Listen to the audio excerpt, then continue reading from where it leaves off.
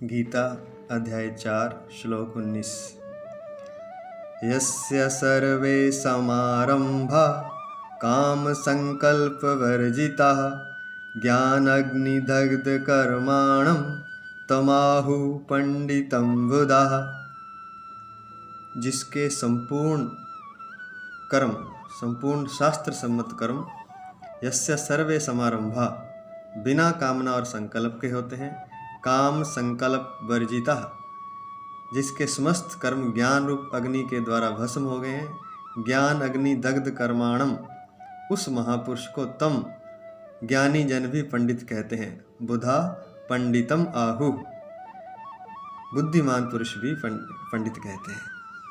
पहले तो ये समझते हैं कि यह ज्ञान रूप अग्नि क्या है जिसके द्वारा सारे कर्म भस्म हो जाते हैं।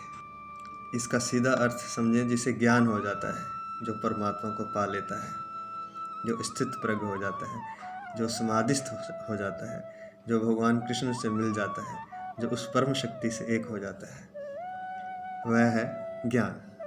और यह ज्ञान प्राप्त कैसे हो, इसके दो तरीके यहाँ पर बताए गए हैं। पहला ये है कि मन से, शरीर से और इंद्रियों से जो भी क्रियाएं हो रही हैं वो तीनों गुणों के अधीन हो रही हैं, सत्व रज और तम के। और जब तीनों गुण परमात्मा के इशारों पर चलते हैं, जब परमात्मा हमें प्रदान करता है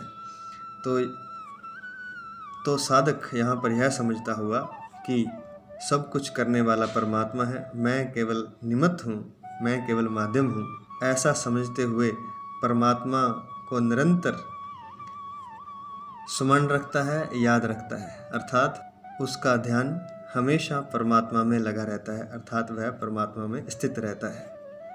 ऐसा निरंतर करते हुए वह एक दिन ज्ञानी हो जाता है, अर्थात स्थित प्रज्ञ हो जाता है। और दूसरा तरीका ये है कि वह कर्म करता है फल और आसक्ति को त्याग कर। और कर्म किसके लिए? किसी अपने के लिए नहीं, चाहे वह कर्म हो अपने के लिए, लेकिन निमित्त वह परमात्मा को रखता है, परमात्मा के लिए कर्म करता है, लेकिन कर्म फल और आसक्ति को त्याग कर, जिसे हम कर्म योग कह सकते हैं। तब भी उसे ज्ञान प्राप्त हो जाता है। ऐसा लगातार करते रहने से वह समाधि स्थित हो जाता है, अर्थात अपने जो भी कर्म हैं वह फल की और आसक्ति को त्याग कर, अर्थात कर्म केवल भगवान के लिए करता है, फल के लिए नहीं, ना ही उसकी कर्म करने में आसक्ति होती है। साथ में कर्म करते हुए निरंतर परमात्मा को भजता है, अर्थात ध्यान उसका परमात्मा में लगा रहता है। तो इस तरह से भी वह ज्ञान को प्राप्त हो जाता है, जिसे कर्म योग या निष्काम कर्म योग भी कह सकते हैं। ज्ञान प्राप्त हो जाने से ज्ञान एक अग्नि बन जाता है, जिसमें समस्त कर्म भस्म हो जाते हैं, जैसे अग्नि में लकड़ी भस्म हो जाती है।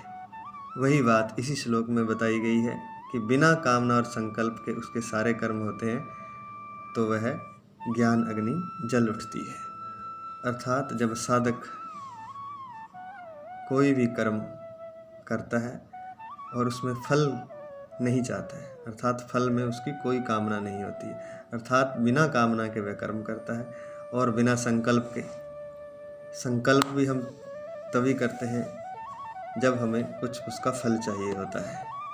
दृढ़ निश्चय हम तभी किसी कर्म को करने के लिए करते हैं कि उस दृढ़ निश्चय के द्वारा हम पूरी तरह से कर्म करेंगे और उस कर्म का फल हमें चाहिए।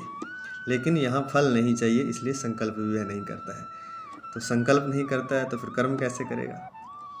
कर्म जो परमात्मा उसे दे देगा वह कर्म करता है, अर्थात जो कर्म भी सामने पड़ जाता है वह करता है। जो भी कर्म साधक अपने कर्तव्य पालन के लिए बिना कामना और संकल्प के करता है, उससे ज्ञान उसे प्राप्त हो जाता है, अर्थात ज्ञान रूप अग्नि जल उठती है।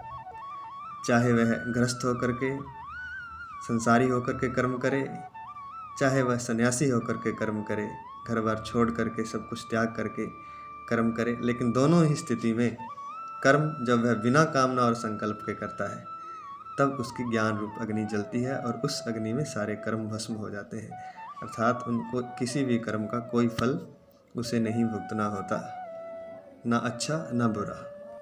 ऐसे महापुरुष को ज्ञानी जन भी पंडित कहते हैं।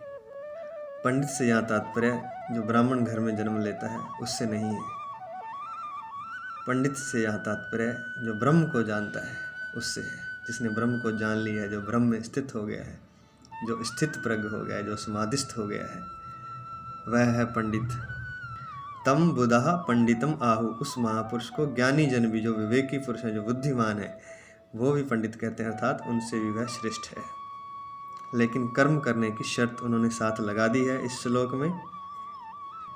वो क्या है? वो है सर्वे समारंभा काम संकल्प वर्जिता, जिसके संपूर्ण कर्म काम संकल्प वर्जिता, बिना कामना और संकल्प के होते हैं। जय श्री कृष्ण।